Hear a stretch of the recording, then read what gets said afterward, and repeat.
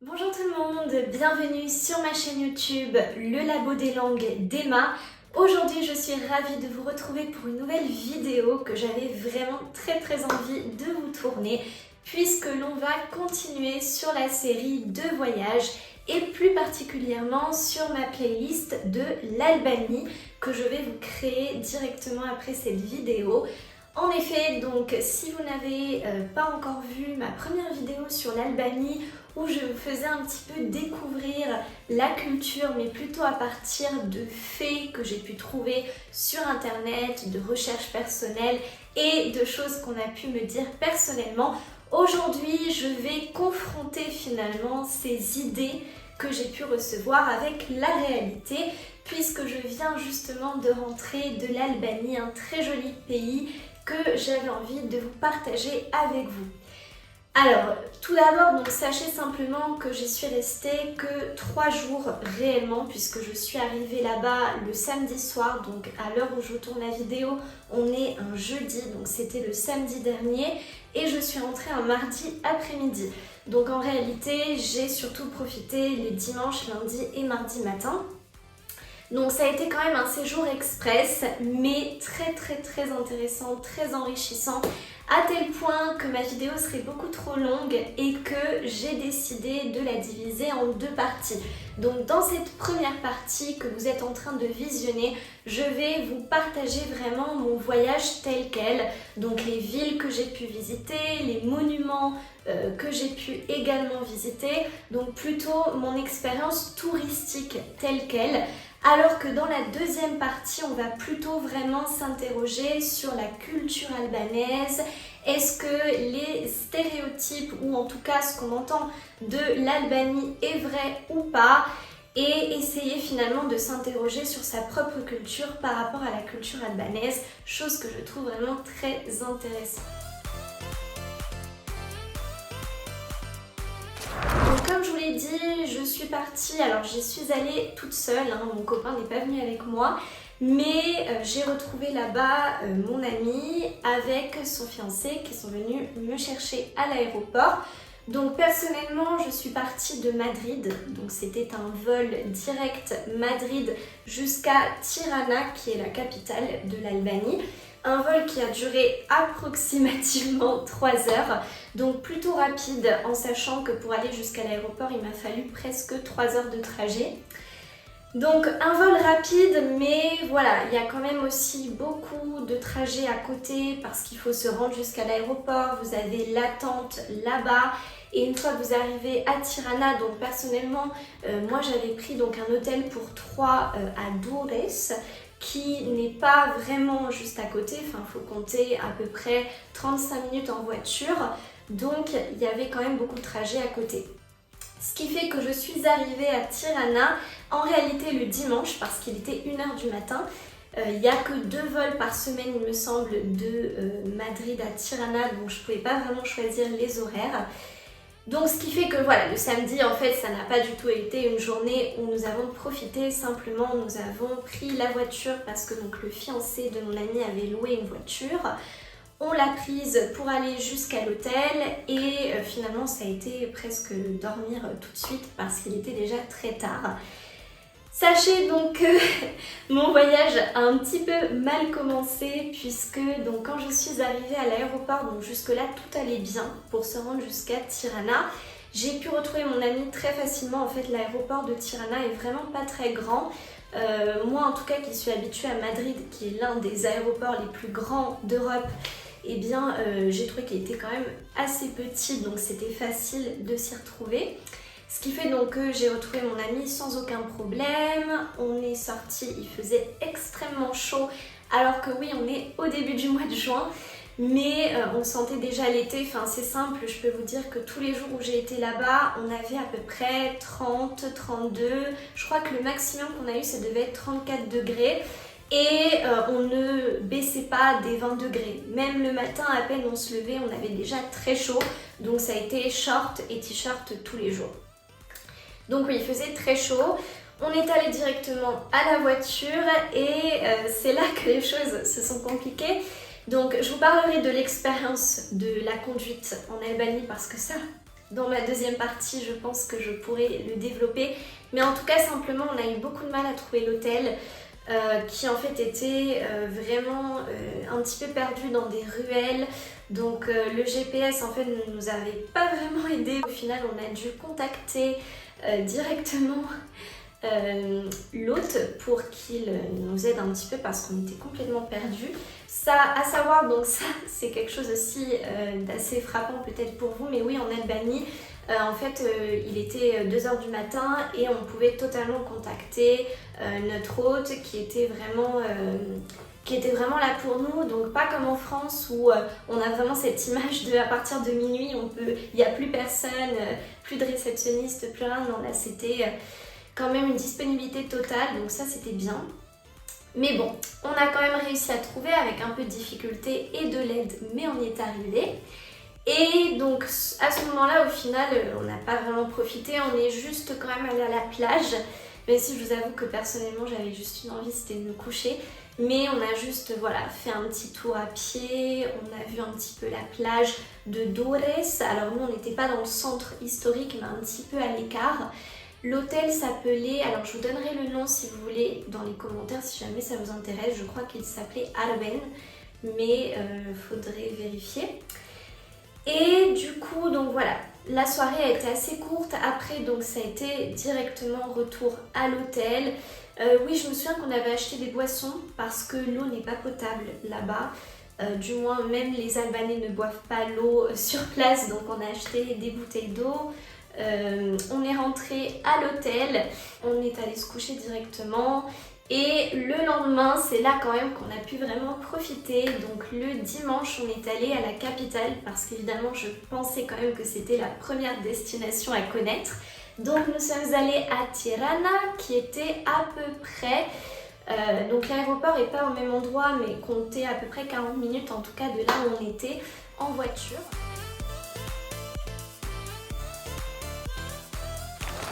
On est allé là-bas, il faisait extrêmement chaud ce jour-là. On a laissé la voiture du coup dans un parking qui était vraiment à côté de la place principale. Alors je vous mettrai des petites photos pour que vous puissiez y jeter un coup d'œil. Et après donc voilà, on est resté toute la journée là-bas. On a visité un petit peu les lieux les plus touristiques. Je pense que voilà, comme tout le monde, je me suis laissée guider par mon ami et son fiancé qui du coup forcément connaissaient un peu plus la ville.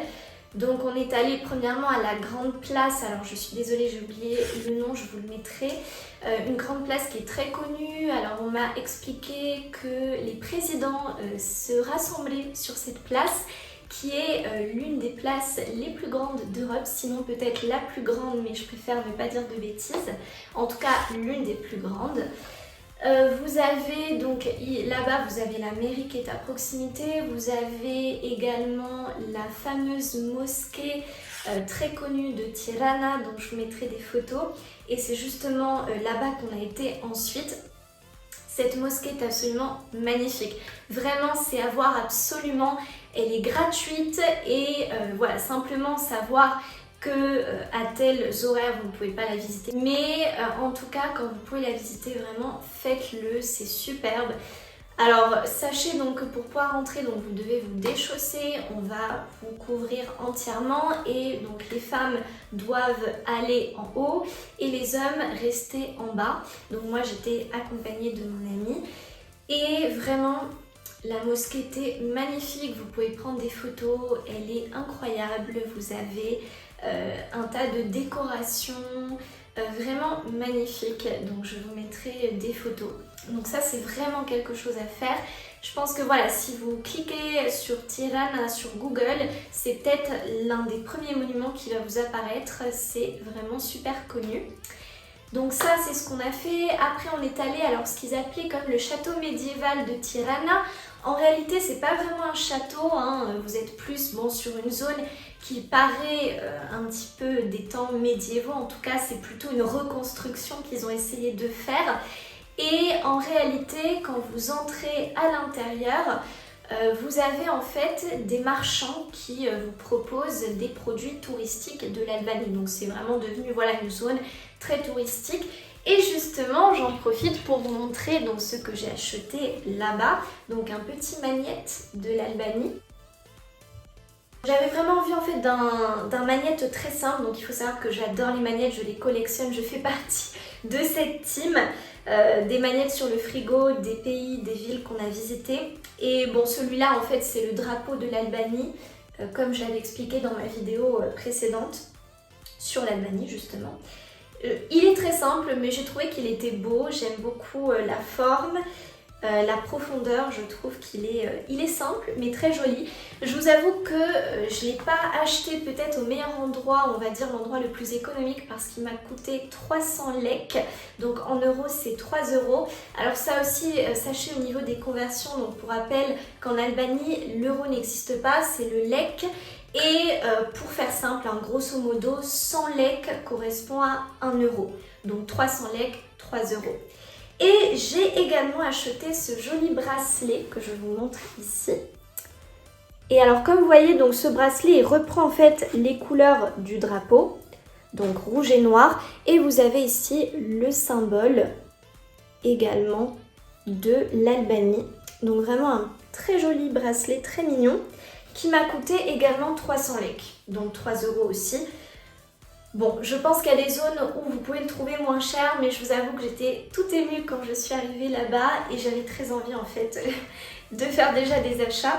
Donc voilà, mais en tout cas j'ai été quand même raisonnable. On va dire que c'est une espèce de petit marché comme ça médiéval vraiment très sympa qui est juste à côté de la grande mosquée, donc vous pouvez tout à fait y aller à pied.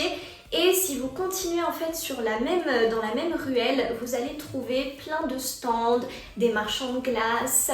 Vous avez même, alors ça nous a frappé, bon j'ai pas de photo, mais vous avez aussi un bus qui a été transformé en petit magasin, si vous voulez, une petite boutique de souvenirs. Donc les personnes rentraient dans le bus et vous aviez bien des stands exposés. Donc voilà, c'est quelque chose de très courant, en tout cas en Albanie, de trouver voilà, des petits stands comme ça. Et donc nous, on s'est arrêté boire un coup là-bas. En tout cas, c'est vraiment très très sympa. En tout cas, bon, apparemment j'ai eu de la chance parce que ce jour-là, il y avait très peu de touristes et c'était très agréable de se promener dans les rues de Tirana. Malgré le fait qu'elle soit la capitale, en tout cas, je ne me suis pas sentie engloutie, entre guillemets, par une ville super grande, super peuplée. Mais de ce que j'ai compris, en plein été, c'est une ville qui est bondée avec énormément de trafic où les gens conduisent de manière absolument dangereuse. Donc moi en tout cas je vous conseille d'éviter quand même d'y aller en plein été. Après donc au niveau du repas, alors, on a mangé un plat typique de l'Albanie qui s'appelle le souflace, alors j'espère le dire correctement. Donc je vous mettrai également des photos. Il s'agit en fait, alors pour faire simple, ça ressemble beaucoup à un kebab. C'est la même viande en tout cas, seulement au lieu de la mettre dans une galette traditionnelle ou alors un grand pain bien épais, ils mettent ça dans une pita. Alors je vous montrerai aussi ce que c'est la pita. Donc si vous ne savez pas ce que c'est, en fait c'est un espèce de pain, même si bon je sais pas c'est vraiment du pain, mais qui est très épais, donc je peux vous dire que c'est très consistant. Et donc par-dessus, ils ajoutent donc la viande de kebab, salade, tomates, une sauce, alors il me semble que c'est du yaourt grec qui est délicieux. Et en fait ça se mange, voilà, vous l'enroulez la pita et vous le mangez comme ça. C'est extrêmement copieux parce qu'en plus ils vous mettent les frites à l'intérieur, bon vous pouvez demander à part, mais c'est extrêmement économique puisque sachez donc que un souflace coûte, alors en pleine capitale, en plus on était vraiment dans une zone très touristique, 290 lek. Donc moins cher en plus que mon magnète pour vous dire. Donc environ 2,90 € il me semble. Et la boisson, il faut compter à peu près 100 ou 150 lek, donc 1 euro, 1,50 €. Et une boisson très typique aussi que j'ai pu goûter, c'est le bravo. Bravo, littéralement. Qui en fait sont des espèces de jus sans gaz. Où vous en avez un petit peu de toutes les saveurs. Donc le meilleur que j'ai pu goûter c'est celui à la pomme qu'on m'avait très fortement recommandé, qui est délicieux, très sucré, très frais, donc parfait pour la chaleur. Vous en avez aussi à la cerise, à la pêche, Vous avez aussi banane fraise, vraiment de tous les goûts, donc c'est comme vous voulez. J'ai goûté aussi celui à la cerise, alors il est beaucoup plus sucré. Personnellement j'ai préféré celui à la pomme, mais ils sont très très bons. Donc vraiment je vous les recommande et comptez à peu près 150 lek, donc 1,50 €. Ça reste très raisonnable, on est sur des prix quand même beaucoup moins élevés qu'en Europe de l'Ouest, du style Allemagne, France ou Espagne. Donc voilà, après alors le reste de l'après-midi, nous sommes allés, alors on avait voulu aller au Bunkart qui est très connu aussi à Tirana, donc c'est un musée finalement qui se trouve dans un bunker en français. C'est vrai que j'ai tendance à utiliser des mots en espagnol, excusez-moi. Et en fait, donc c'est un musée où vous avez des représentations. Alors il me semble que c'était pendant la dictature, donc on vous explique un peu toute l'histoire, qui est forcément assez sombre. Personnellement, donc on ne l'a pas visité, on a préféré aller à un autre endroit totalement différent parce qu'il faut quand même compter, il me semble, une dizaine d'euros l'entrée. Et personnellement, bon, on m'a dit que c'était intéressant, mais on avait quand même d'autres plans, d'autres projets, donc on n'y a pas été, on a juste vu en fait l'entrée, si vous voulez, mais en tout cas je vous recommande quand même de le faire si vous en avez le temps et la possibilité. Vous en avez deux et le premier se trouve un peu plus à l'écart et plus petit et moins connu. Personnellement, donc nous on est allé faire autre chose que généralement les touristes ne font pas et vraiment, mais je vous recommande énormément, c'est d'avoir pris le téléphérique. Alors là il faut sortir de la ville et le problème c'est que si vous n'avez pas loué de voiture, c'est vrai que c'est très compliqué parce que ouais, il me semble qu'il n'y a pas de bus qui va jusque là-bas, ou alors c'est assez difficile. Et vous arrivez à une zone qui s'appelle, je crois, Dasht. Alors j'espère bien le prononcer, le Dasht Express. Et il s'agit en fait d'un téléphérique qui dure littéralement 20 minutes, juste le trajet aller, et qui va vous mener, donc vous êtes en pleine nature, en plein dans les montagnes, je vous mettrai aussi des photos, et qui va vous emmener en fait vers du coup une station qui se trouve presque au sommet de la montagne. On était choqués d'avoir autant pris en hauteur. Je pensais vraiment que le trajet allait être beaucoup plus court et beaucoup moins haut, mais c'est impressionnant. Vous avez une vue sur le Grand Lac, vous avez une vue sur toute la capitale, donc c'est vraiment une expérience incroyable. Alors c'est un petit peu cher, enfin à mon goût c'est un petit peu cher parce que ça coûte 1500 lek, donc 15 € l'aller-retour, mais croyez-moi qu'une fois que vous l'avez fait, vous dites que vraiment 15 € c'est pas cher, en tout cas ça vaut son prix, puisque donc comme je vous disais, aller-retour comptez un bon 40 minutes. Et en fait, quand vous arrivez là-bas, vous avez un mirador, donc une vue panoramique sur toute la ville qui est absolument magnifique. Donc vraiment pour prendre des photos, c'est sublime. Vous avez aussi le petit cœur avec les cadenas pour les amoureux, vous avez un bar, vous avez un mini-golf, vous pouvez faire des promenades à cheval, vous pouvez faire de la tyrolienne. Alors c'était ce qu'on avait prévu de faire, mais au final on s'en est tenu au téléphérique. Vous avez plein d'activités, donc pour les enfants c'est aussi superbe, ou même en couple, enfin vraiment pour toute la famille, c'est une expérience que je vous recommande énormément.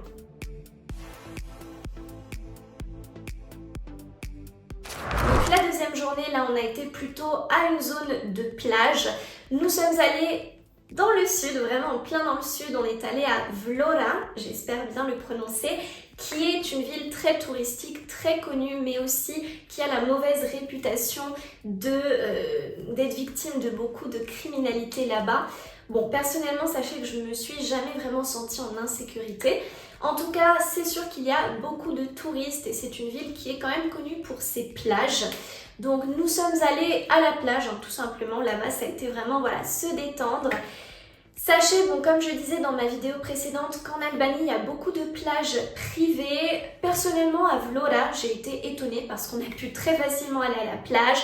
On a pu très facilement s'asseoir, se poser. Il y avait pratiquement personne. Alors, est-ce que c'était un coup de chance? J'en doute. Enfin, du moins, je suis presque sûre que oui. Parce qu'à mon avis, ça doit être quand même des zones qui sont très bondées normalement. Mais vous arrivez là-bas et c'est vraiment, wow, vous avez juste une envie, c'est vous allonger, vous détendre, c'est les palmiers, c'est le soleil, c'est l'eau qui est absolument super chaude. Enfin vraiment, je sais pas à quelle température, mais c'est l'eau la plus chaude dans laquelle j'ai pu me baigner de ma vie, je pense. Et mon amie m'a dit qu'elle avait même connu encore plus chaud, donc j'étais très étonnée, alors qu'en plus il faisait un peu d'air et pourtant elle était extrêmement chaude. Donc si vous aimez l'eau chaude, c'est parfait pour vous. Au niveau des plages, alors on est plutôt sur du sable doux, très chaud, vraiment c'était super agréable. Alors j'ai dû m'acheter en fait un paréo parce que on avait oublié nos serviettes de plage. Sachez que je l'ai payé 500 lek, 5 €, donc pour une zone touristique ça va.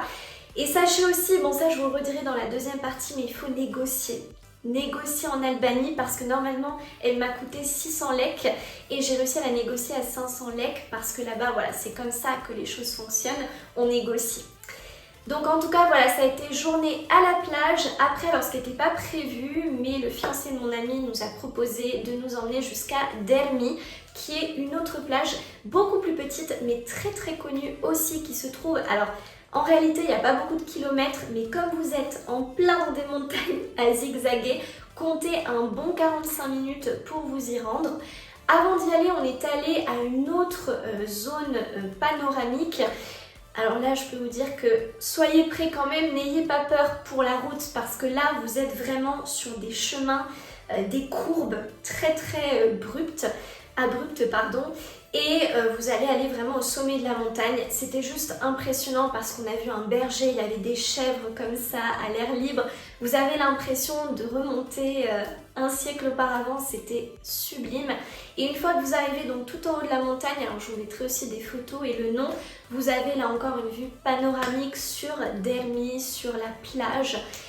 Vraiment là c'est aussi quelque chose à faire. Alors oui, il faut bien compter juste 20 minutes pour monter, enfin du moins pour circuler jusqu'en haut de la montagne. Et si vous êtes un petit peu, voilà, vous n'êtes pas trop la voiture, tout ça, vous risquez peut-être d'être nauséeux à la fin, mais ça vaut vraiment le coup de le faire. Et donc ensuite on est allé à la zone de plage, donc là-bas on a mangé alors du pilaf. Pilaf, donc en fait c'est un riz cuisiné en Albanie qui nous a coûté 100 lek, 1 € le riz, donc vraiment pas cher du tout et on vous sert des grosses proportions. On vous le sert avec du pain et du yaourt nature, il faut savoir que c'est quelque chose de normal là-bas. Et on a pris aussi des frites, donc c'était un petit peu quelque chose de simple qui au final en tout nous a peut-être coûté à chacun 4-5 €. Donc comptez, voilà, en gros pour chaque plat à peu près 5 € et vous avez vraiment énormément à manger. En France, je pense qu'il faut bien compter le triple, voire le quadruple, 15-20 € pour la même chose. Ensuite, donc on est allé se baigner. Alors là, l'eau était beaucoup plus froide, chose étonnante, mais cristalline, transparente, beaucoup plus profonde et avec une plage, c'était oui des galets plutôt. Mais en tout cas, j'ai trouvé que l'eau était tellement plus rafraîchissante et bonne que la précédente. Là, pour le coup, j'ai vraiment apprécié, c'était superbe. Et après ça, retour à l'hôtel parce qu'il fallait bien compter 2h30 de route. Donc là, on a acheté de quoi dîner. Donc on avait préparé des pâtes parce qu'on était dans un appartement où on pouvait faire à manger.